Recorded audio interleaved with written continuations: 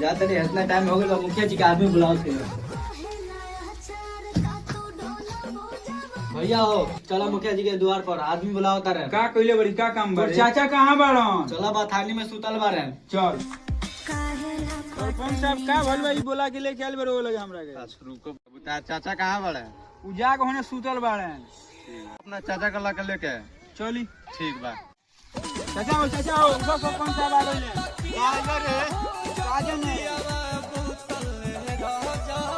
कौन सरपंच साहब बैठे बैठे का होइल बा? बैठो आगे बताओ तनी तार भतीजा लोग का कहता लो? का होइल बा? का खातिर दुनु के लेके आइनी हो? बैठो ये नु का कहता लो, सुना आगे। का होइल बा रे छोटका?